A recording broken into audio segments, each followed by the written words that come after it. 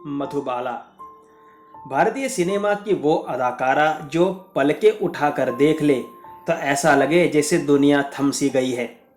मधुबाला सिर्फ खूबसूरत ही नहीं थी बल्कि सुंदरता की मिसाल हैं। उनके जैसा कोई अब तक ना हुआ है और शायद ना कभी हो।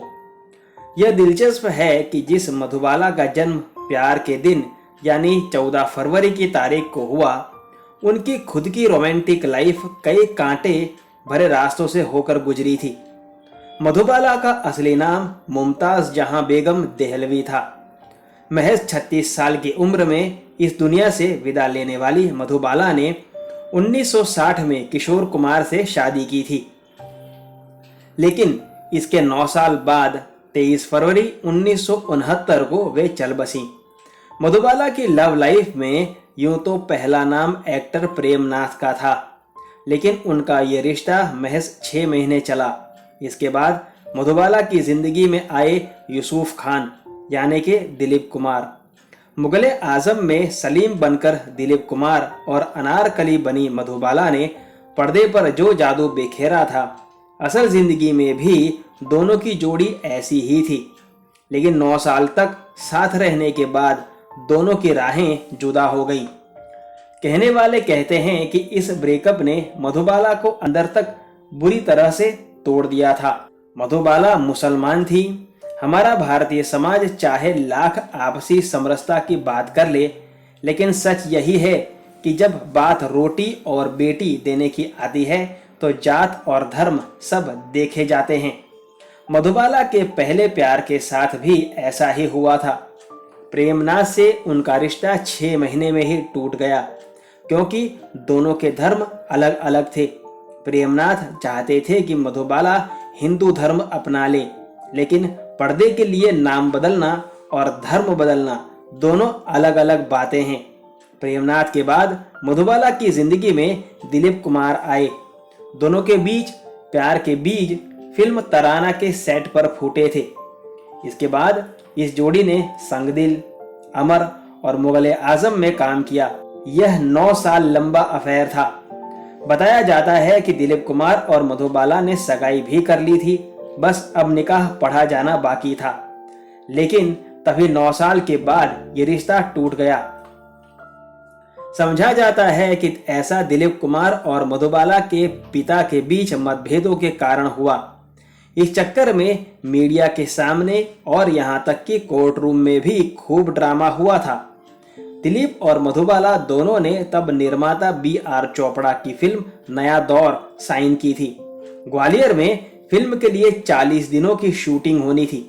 दोनों लीड एक्टर्स को इसके लिए साइनिंग अमाउंट भी दे दिया गया था। लेकिन तभी मधुबाला के पिता अताउल्ला खान ने बेटी को ग्वालियर भेजने से इनकार कर दिया। उनका कहना था कि बेटी के लिए यह सुरक्षित नहीं है।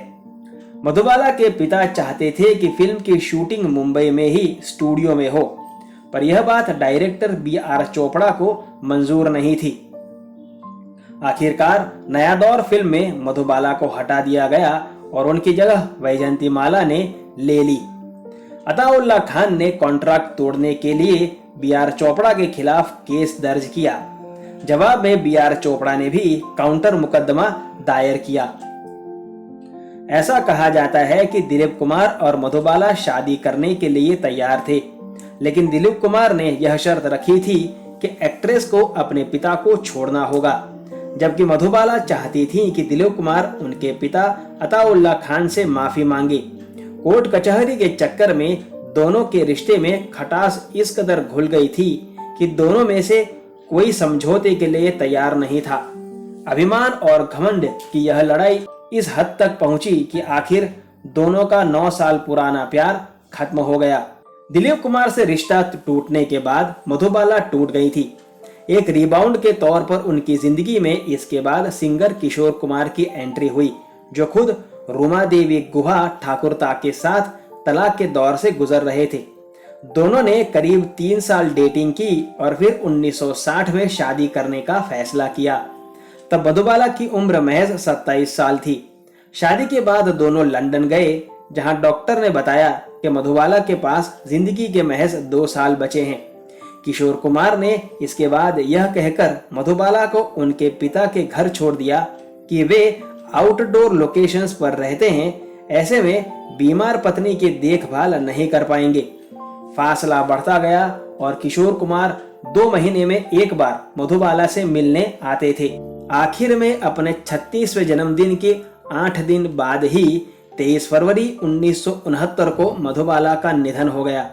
मधुबाला, जिसका जन्म प्यार और मोहब्बत की तारीख को हुआ, वे उम्र भर एक ऐसे प्यार के लिए तरसती रहीं जो हर हाल में उसका साथ दे। न तो प्रेमनाथ, न दिलीप कुमार और न ही किशोर कुमार इस काबिल थे कि मधुबाला को यह एहसास दे सकते। आपके लिए बॉलीवुड की बातें।